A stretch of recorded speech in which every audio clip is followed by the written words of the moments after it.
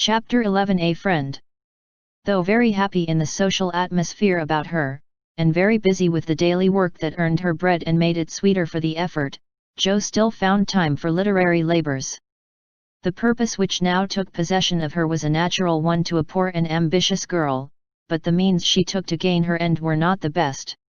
She saw that money conferred power, therefore, she resolved to have, not to be used for herself alone, but for those whom she loved more than life.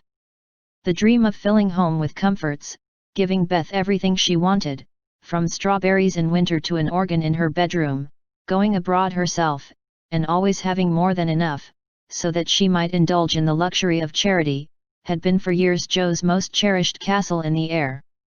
The prize story experience had seemed to open a way which might, after long travelling and much uphill work, lead to this delightful Chateau en Espagny.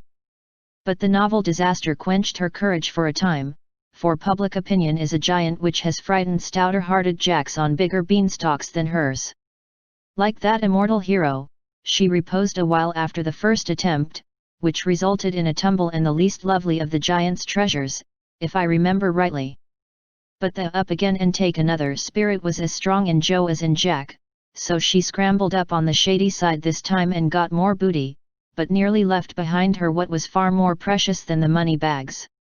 She took to writing sensation stories, for in those dark ages, even all perfect America read rubbish. She told no one, but concocted a thrilling tale, and boldly carried it herself to Mr. Dashwood, editor of the weekly Volcano.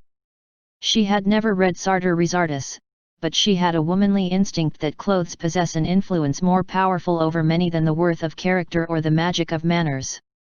So she dressed herself in her best, and trying to persuade herself that she was neither excited nor nervous, bravely climbed 2 pairs of dark and dirty stairs to find herself in a disorderly room, a cloud of cigar smoke, and the presence of 3 gentlemen, sitting with their heels rather higher than their hats, which articles of dress none of them took the trouble to remove on her appearance. Somewhat daunted by this reception, Jo hesitated on the threshold, murmuring in much embarrassment, "Excuse me, I was looking for the weekly Volcano office. I wished to see Mr. Dashwood." Down went the highest pair of heels, up rose the smokiest gentleman, and carefully cherishing his cigar between his fingers, he advanced with a nod and a countenance expressive of nothing but sleep. Feeling that she must get through the matter somehow, Jo produced her manuscript and, blushing redder and redder with each sentence, blundered out fragments of the little speech carefully prepared for the occasion. "A friend of mine desired me to offer a story just as an experiment. Would like your opinion. Be glad to write more if this suits." While she blushed and blundered, Mr. Dashwood had taken the manuscript, and was turning over the leaves with a pair of rather dirty fingers, and casting critical glances up and down the neat pages. "Not a first attempt, I take it," observing that the pages were numbered, covered only on one side, and not tied up with a ribbon, sure sign of a novice. "No, sir. She has had some experience, and got a prize for a tale in the Blarney Stone Banner." "Oh, did she?" and Mr. Dashwood gave Jo a quick look, which seemed to take note of everything she had on, from the bow in her bonnet to the buttons on her boots. "Well, you can leave it, if you like. We've more of this sort of thing on hand than we know what to do with at present, but I'll run my eye over it, and give you an answer next week." Now, Jo did not like to leave it, for Mr. Dashwood didn't suit her at all, but, under the circumstances, there was nothing for her to do but bow and walk away, looking particularly tall and dignified, as she was apt to do when nettled or abashed.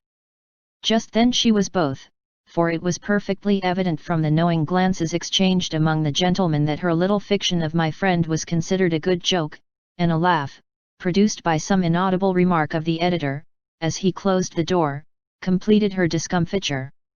Half resolving never to return, she went home, and worked off her irritation by stitching pinafores vigorously, and in an hour or 2 was cool enough to laugh over the scene and long for next week. When she went again, Mr. Dashwood was alone, whereat she rejoiced. Mr. Dashwood was much wider awake than before, which was agreeable, and Mr. Dashwood was not too deeply absorbed in a cigar to remember his manners, so the second interview was much more comfortable than the first. "We'll take this, editors never say I, if you don't object to a few alterations. It's too long, but omitting the passages I've marked will make it just the right length," he said, in a businesslike tone. Jo hardly knew her own Ms. again, so crumpled and underscored were its pages and paragraphs, but feeling as a tender parent might on being asked to cut off her baby's legs in order that it might fit into a new cradle, she looked at the marked passages and was surprised to find that all the moral reflections which she had carefully put in as ballast for much romance had been stricken out. "But, sir, I thought every story should have some sort of a moral, so I took care to have a few of my sinners repent." Mr. Dashwood's editorial gravity relaxed into a smile, for Jo had forgotten her friend, and spoken as only an author could. "People want to be amused, not preached at, you know. Morals don't sell nowadays." Which was not quite a correct statement, by the way. "You think it would do with these alterations, then?" "Yes, it's a new plot, and pretty well worked up language good, and so on," was Mr. Dashwood's affable reply. "What do you that is, what compensation?" began Jo, not exactly knowing how to express herself. "Oh, yes, well, we give from 25 to 30 for things of this sort." "Pay when it comes out," returned Mr. Dashwood, as if that point had escaped him. Such trifles do escape the editorial mind, it is said. "Very well, you can have it," said Jo, handing back the story with a satisfied air, for after the $a column work, even 25 seemed good pay. "Shall I tell my friend you will take another if she has one better than this?" asked Jo, unconscious of her little slip of the tongue, and emboldened by her success. "Well, we'll look at it. Can't promise to take it. Tell her to make it short and spicy, and never mind the moral." "What name would your friend like to put on it?" in a careless tone. "None at all, if you please, she doesn't wish her name to appear and has no nom de plume," said Jo, blushing in spite of herself. "Just as she likes, of course. The tale will be out next week." "Will you call for the money, or shall I send it?" asked Mr. Dashwood, who felt a natural desire to know who his new contributor might be. "I'll call. Good morning, sir." As she departed, Mr. Dashwood put up his feet, with the graceful remark, "Poor and proud, as usual, but she'll do." Following Mr. Dashwood's directions, and making Mrs. Northberry her model, Jo rashly took a plunge into the frothy sea of sensational literature, but thanks to the life preserver thrown her by a friend, she came up again not much the worse for her ducking. Like most young scribblers, she went abroad for her characters and scenery, and banditti, counts, gypsies, nuns, and duchesses appeared upon her stage, and played their parts with as much accuracy and spirit as could be expected. Her readers were not particular about such trifles as grammar, punctuation, and probability, and Mr. Dashwood graciously permitted her to fill his columns at the lowest prices, not thinking it necessary to tell her that the real cause of his hospitality was the fact that one of his hacks, on being offered higher wages, had basely left him in the lurch. She soon became interested in her work, for her emaciated purse grew stout, and the little hoard she was making to take Beth to the mountains next summer grew slowly but surely as the weeks passed. One thing disturbed her satisfaction, and that was that she did not tell them at home. She had a feeling that father and mother would not approve, and preferred to have her own way first, and beg pardon afterward. It was easy to keep her secret, for no name appeared with her stories. Mr. Dashwood had of course found it out very soon, but promised to be dumb, and for a wonder kept his word. She thought it would do her no harm, for she sincerely meant to write nothing of which she would be ashamed, and quieted all pricks of conscience by anticipations of the happy minute when she should show her earnings and laugh over her well-kept secret. But Mr. Dashwood rejected any but thrilling tales, and as thrills could not be produced except by harrowing up the souls of the readers, history and romance, land and sea, science and art, police records and lunatic asylums, had to be ransacked for the purpose. Jo soon found that her innocent experience had given her but few glimpses of the tragic world which underlies society, so regarding it in a business light, she set about supplying her deficiencies with characteristic energy. Eager to find material for stories, and bent on making them original in plot, if not masterly in execution, she searched newspapers for accidents, incidents, and crimes.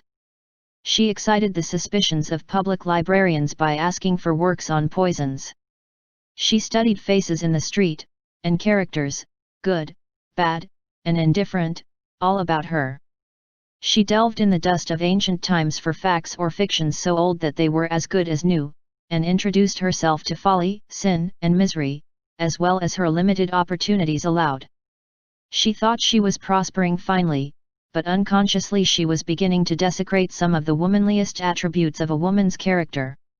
She was living in bad society, and imaginary though it was, its influence affected her, for she was feeding heart and fancy on dangerous and unsubstantial food, and was fast brushing the innocent bloom from her nature by a premature acquaintance with the darker side of life, which comes soon enough to all of us.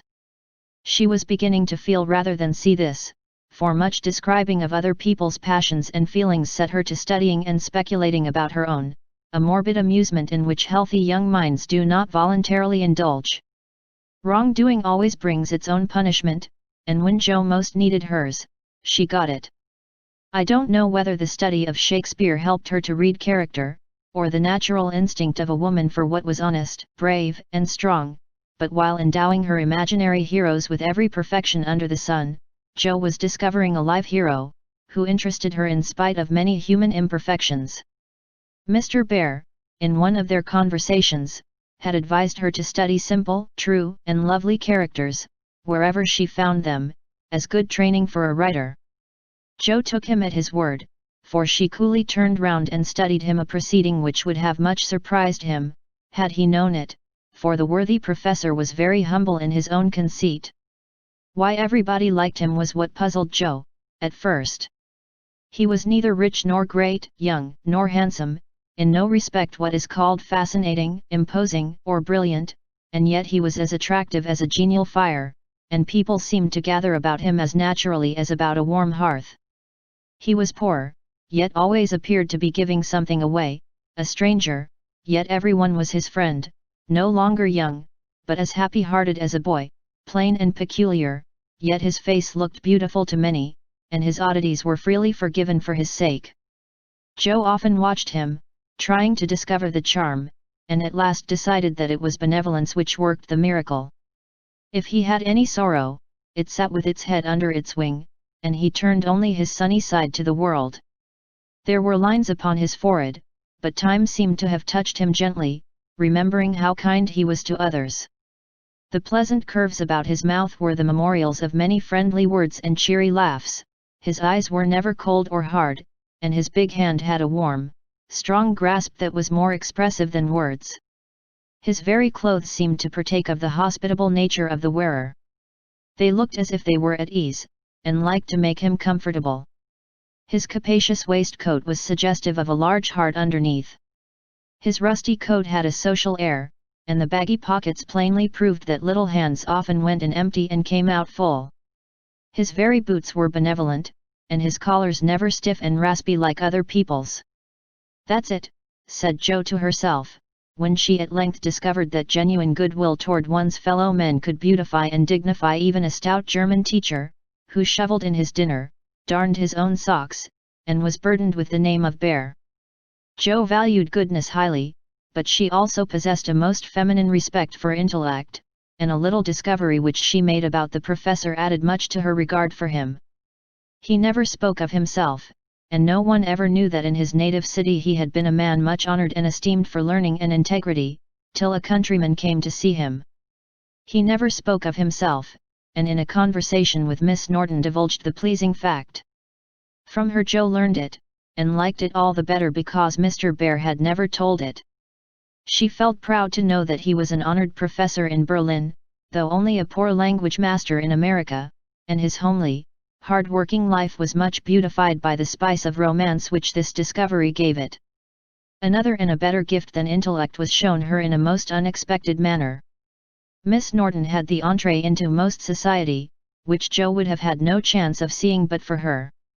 The solitary woman felt an interest in the ambitious girl, and kindly conferred many favors of this sort both on Joe and the professor. She took them with her one night to a select symposium, held in honor of several celebrities. Joe went prepared to bow down and adore the mighty ones whom she had worshipped with youthful enthusiasm afar off. But her reverence for genius received a severe shock that night, and it took her some time to recover from the discovery that the great creatures were only men and women after all. Imagine her dismay, on stealing a glance of timid admiration at the poet whose lines suggested an ethereal being fed on spirit, fire, and dew, to behold him devouring his supper with an ardor which flushed his intellectual countenance. Turning as from a fallen idol, she made other discoveries which rapidly dispelled her romantic illusions. The great novelist vibrated between two decanters with the regularity of a pendulum. The famous divine flirted openly with one of the Madame de Staëls of the age, who looked daggers at another Corinne, who was amiably satirizing her, after outmaneuvering her in efforts to absorb the profound philosopher, who imbibed tea Johnsonianly and appeared to slumber, the loquacity of the lady rendering speech impossible. The scientific celebrities, forgetting their mollusks and glacial periods, gossiped about art, while devoting themselves to oysters and ices with characteristic energy. The young musician, who was charming the city like a second Orpheus, talked horses, and the specimen of the British nobility present happened to be the most ordinary man of the party. Before the evening was half over, Joe felt so completely disillusioned, that she sat down in a corner to recover herself.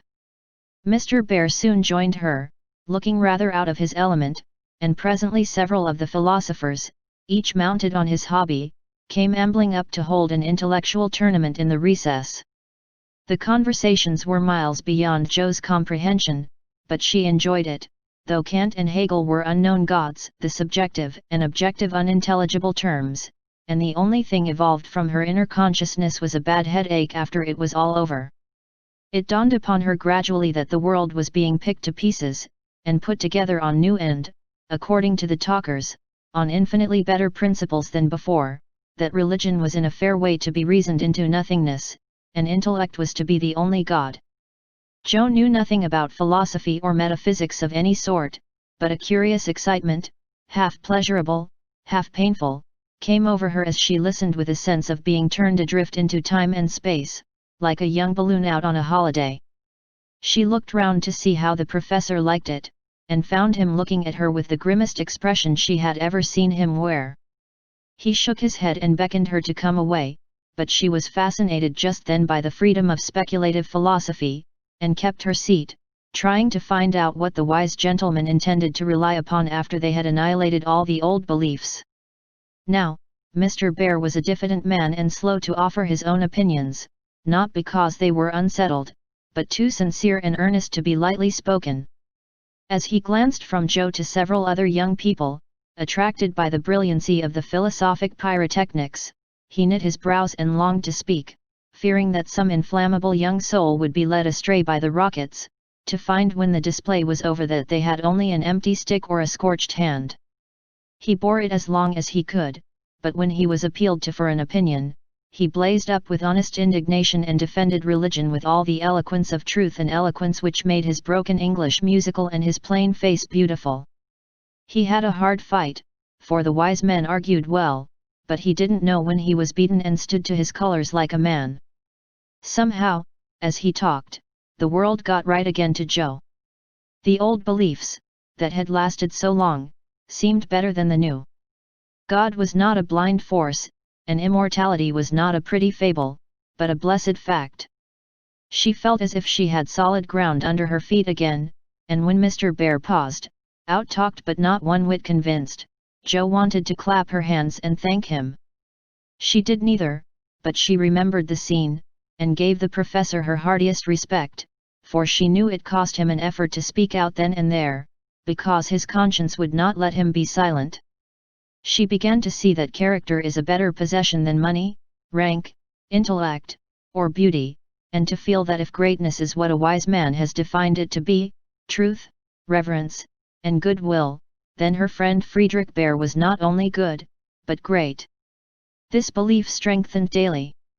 She valued his esteem, she coveted his respect, she wanted to be worthy of his friendship, and just when the wish was sincerest, she came near to losing everything.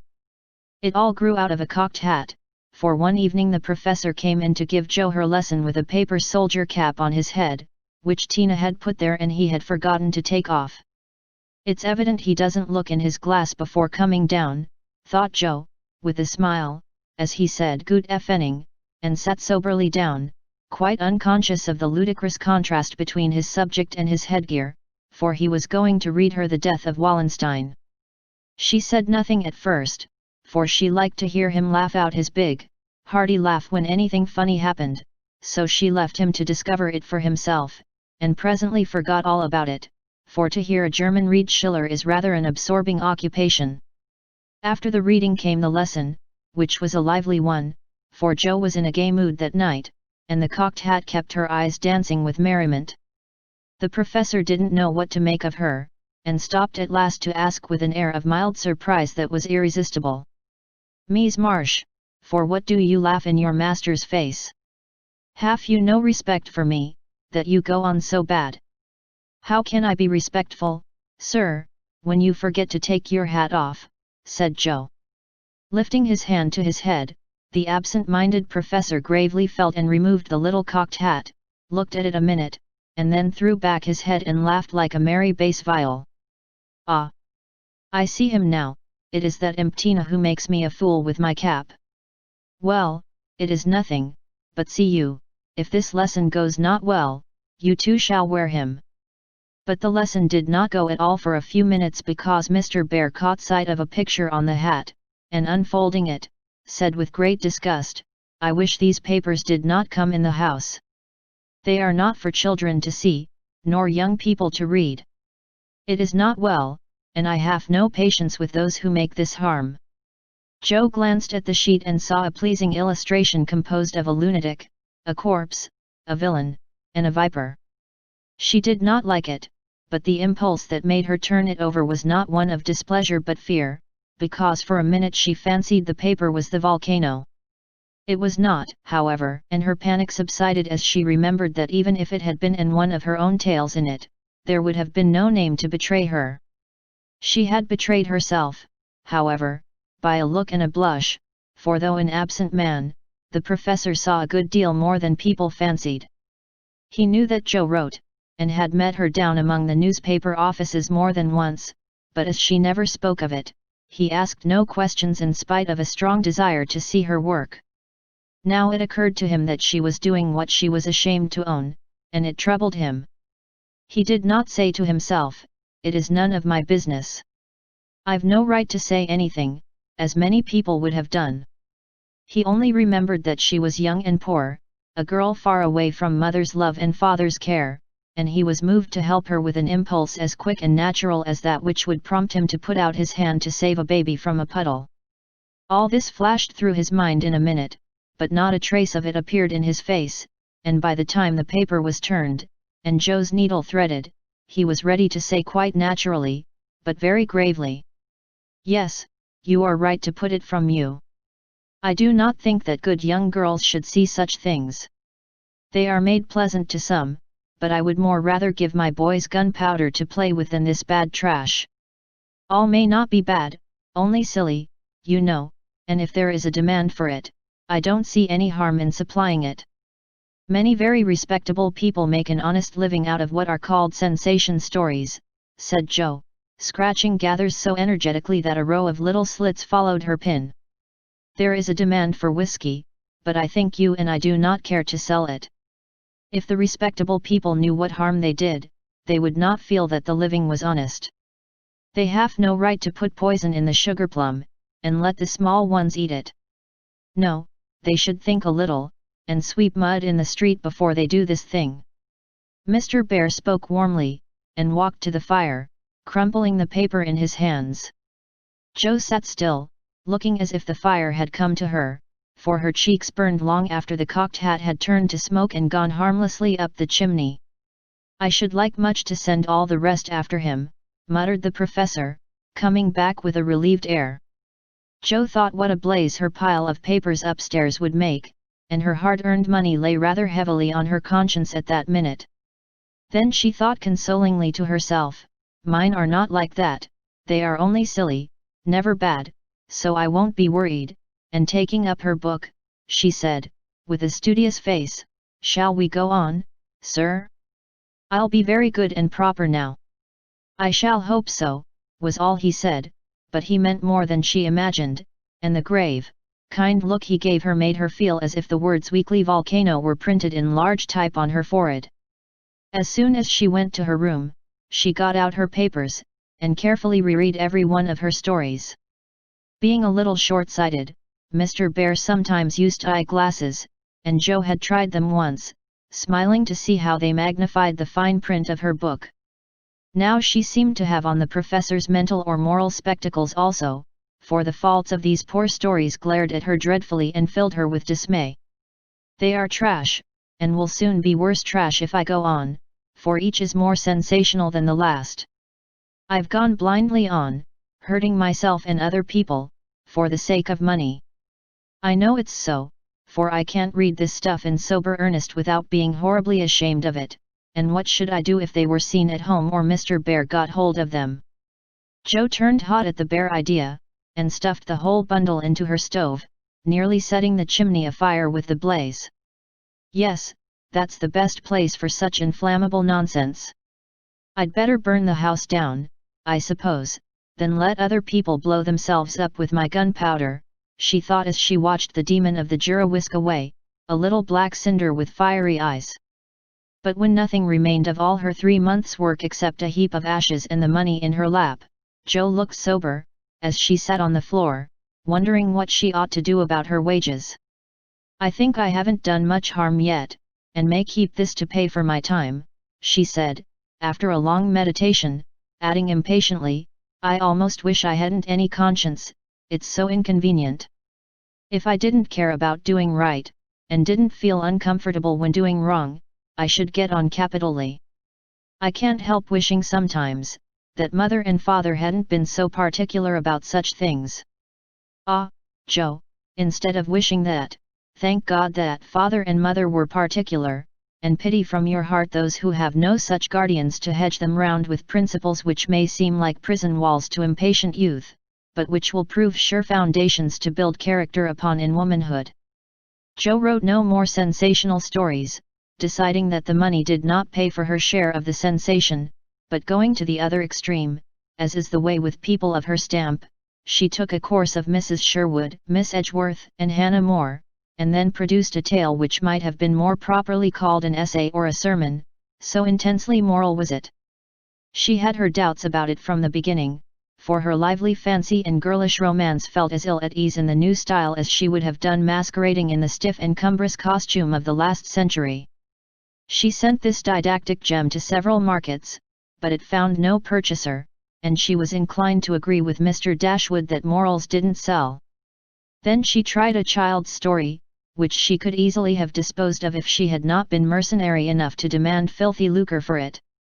The only person who offered enough to make it worth her while to try juvenile literature was a worthy gentleman who felt it his mission to convert all the world to his particular belief. But much as she liked to write for children, Joe could not consent to depict all her naughty boys as being eaten by bears or tossed by mad bulls because they did not go to a particular Sabbath school, nor all the good infants who did go as rewarded by every kind of bliss, from gilded gingerbread to escorts of angels when they departed this life with psalms or sermons on their lisping tongues. So nothing came of these trials, and Joe corked up her inkstand, and said in a fit of very wholesome humility, I don't know anything. I'll wait until I do before I try again, and meantime, sweep mud in the street if I can't do better, that's honest, at least. Which decision proved that her second tumble down the beanstalk had done her some good. While these internal revolutions were going on, her external life had been as busy and uneventful as usual, and if she sometimes looked serious or a little sad no one observed it but Professor Bear. He did it so quietly that Joe never knew he was watching to see if she would accept and profit by his reproof, but she stood the test, and he was satisfied, for though no words passed between them, he knew that she had given up writing. Not only did he guess it by the fact that the second finger of her right hand was no longer inky, but she spent her evenings downstairs now, was met no more among newspaper offices, and studied with a dogged patience, which assured him that she was bent on occupying her mind with something useful, if not pleasant. He helped her in many ways, proving himself a true friend, and Jo was happy, for while her pen lay idle, she was learning other lessons besides German, and laying a foundation for the sensation story of her own life. It was a pleasant winter and a long one, for she did not leave Mrs. Kirk till June. Everyone seemed sorry when the time came. The children were inconsolable, and Mr. Bear's hair stuck straight up all over his head, for he always rumpled it wildly when disturbed in mind. "Going home? Ah, you are happy that you have a home to go in," he said, when she told him, and sat silently pulling his beard in the corner, while she held a little levee on that last evening. She was going early, so she bade them all goodbye overnight, and when his turn came, she said warmly, "Now, sir, you won't forget to come and see us, if you ever travel our way, will you? I'll never forgive you if you do, for I want them all to know my friend." "Do you? Shall I come?" he asked, looking down at her with an eager expression which she did not see. "Yes, come next month. Laurie graduates then, and you'd enjoy commencement as something new." "That is your best friend, of whom you speak," he said in an altered tone. "Yes, my boy Teddy. I'm very proud of him and should like you to see him." Jo looked up then, quite unconscious of anything but her own pleasure in the prospect of showing them to one another. Something in Mr. Bear's face suddenly recalled the fact that she might find Laurie more than a best friend, and simply because she particularly wished not to look as if anything was the matter, she involuntarily began to blush, and the more she tried not to, the redder she grew. If it had not been for Tina on her knee, she didn't know what would have become of her. Fortunately the child was moved to hug her, so she managed to hide her face an instant, hoping the professor did not see it. But he did, and his own changed again from that momentary anxiety to its usual expression, as he said cordially, "I fear I shall not make the time for that, but I wish the friend much success, and you all happiness. God bless you." And with that, he shook hands warmly, shouldered Tina, and went away. But after the boys were abed, he sat long before his fire with the tired look on his face and the heimweh, or homesickness, lying heavy at his heart. Once, when he remembered Jo as she sat with the little child in her lap and that new softness in her face, he leaned his head on his hands a minute, and then roamed about the room, as if in search of something that he could not find. "It is not for me, I must not hope it now," he said to himself, with a sigh that was almost a groan. Then, as if reproaching himself for the longing that he could not repress, he went and kissed the two tousled heads upon the pillow, took down his seldom used meerschaum, and opened his Plato.